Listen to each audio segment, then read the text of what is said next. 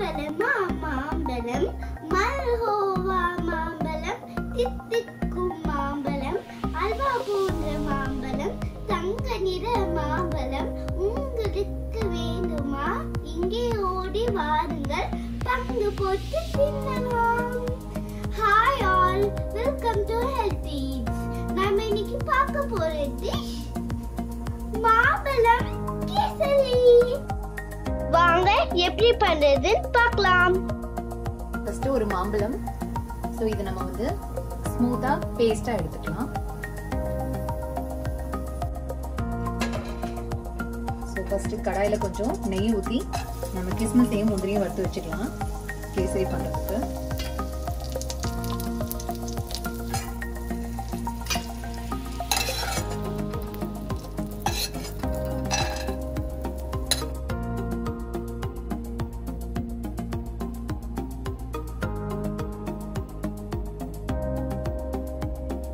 நெய் வறுத்த இதே கடாயில நம்மளோட ரவை 1 கப் ரவை எடுத்துருக்கோம். ஸோ அதையும் நம்ம ட்ரை ரோஸ்ட் பண்ணிக்கலாம். மாம்பழம் வந்து இப்போ சீசனல் ஃப்ரூட்டு. ஸோ ரெகுலர் கேசரிக்கு பதிலாக நம்ம இப்படி வந்து மாம்பழ கேசரியாக பண்ணி சாப்பிட்டோம்னா அந்த ஃப்ளேவரோட சேர்த்து கேசரி இன்னும் ரொம்ப நல்லாயிருக்கும். இதில் நம்ம எந்த ஃபுட் கலர்ஸுமே யூஸ் பண்ண போகிறதில்ல. மாம்பழத்தோட நேச்சுரல் கலர் தான் நம்மளோட கேசரி கலர். நல்லா வறுபட்டுருச்சுன்னா நம்மளோட ரவை வந்து சட்டியில் நல்லா ஒட்டாமல் வரும். ஸோ அந்த பதத்து வரைக்கும் நம்ம ரவையை நல்லா வறுக்கணும். நம்மளோட ரவை வறுப்பட்டுருச்சு, அதை மாற்றிக்கலாம். ஸோ கேசரி பண்ணுறதுக்கு எப்பவுமே 1:3 ரேஷியோட தண்ணி விடணும். அதாவது 1 கப் ஆஃப் ரவை எடுத்தோம்னா 3 கப் தண்ணி விடணும்.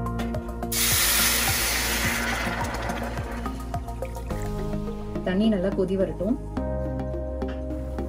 ஸோ தண்ணி நல்லா பாயில் ஆனவும் நம்ம அரைச்சி வச்சிருக்க இந்த மேங்கோ பேஸ்ட்டை நம்ம இதில் ஆட் பண்ணிக்கலாம். ஸோ மேங்கோ பேஸ்ட் வந்து எவ்வளோ ரவை எடுக்கிறோமோ அதுக்கு equal quantity of mango paste எடுக்கணும். ஸோ அது 1 கப்னா இதுவும் 1 கப் வர அளவுக்கு நம்ம மேங்கோ பேஸ்ட் ரெடி பண்ணிக்கணும். ஜஸ்ட் தண்ணியே இல்லாமல் மேங்கோவை மட்டும் நம்ம கட் பண்ணி மிக்சியில் பேஸ்ட் மாதிரி அரைச்சி வச்சுருக்கோம். ஸோ இது நல்லா ஈவனாக வாட்டரில் மிக்ஸ் பண்ணி விட்டுக்கலாம். ஸோ மாம்பழத்துக்கு அப்புறமா இப்போ நம்மளோட வறுத்து வச்சிருக்க ரவையும் இதில் சேர்த்துடலாம். ரவை சேர்த்து ரவை நல்லா வேகட்டும். ஸோ இப்போ நம்ம மாம்பழம் சேர்த்துக்கனால நல்லா ஃபுட் கலர் ஆட் பண்ண மாதிரி நல்லா இருக்கு பார்க்கறதுக்கு.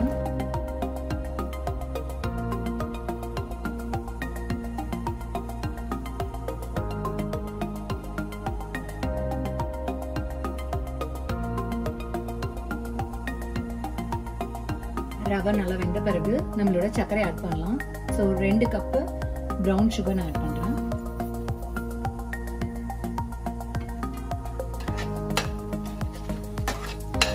உங்களுக்கு ஸ்வீட் ரொம்ப வேண்டாம்னா கொஞ்சம் ஸ்வீட் கம்மியாக கூட ஆட் பண்ணிக்கலாம். 1:1.5 ரேஷியோட கூட ஸ்வீட் ஆட் பண்ணிக்கலாம். ஸோ நம்ம ஸ்வீட் சேர்த்தோடனே கண்டிப்பாக ரவை கட்டி கட்டி ஆகும். திரும்ப அது நம்ம வந்து கட்டி இல்லாமல் நல்லா கிண்டி விட்டுருவோம்.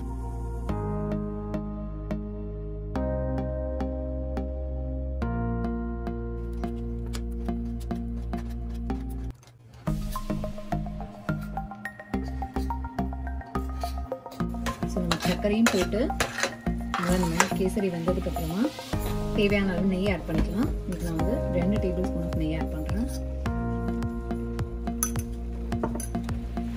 அப்புறமா நம்ம ஆல்ரெடி வறுத்து வச்சிருக்க முந்திரியும் ட்ரை கிரேப்ஸையும் சேர்த்துக்கலாம். ஸோ இது மேங்கோ கேசரின்றதுனால இதுக்கு ஏலக்காய் தூள் வேண்டாம். நல்லா கூட்டு வரும்போது நம்ம அடுப்பை ஆஃப் பண்ணிக்கலாம்.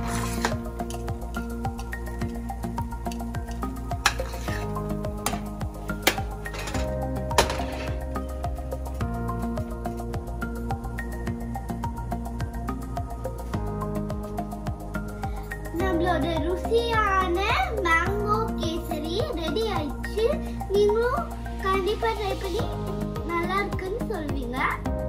ஹெல்த்தியா சாப்பிடுங்க, ஹாப்பியா இருங்க. உங்களுக்கு இந்த வீடியோ பிடிச்சதுன்னா ஹெல்த்தி ஈட்ஸ்க்கு லைக் பண்ணுங்க, ஷேர் பண்ணுங்க,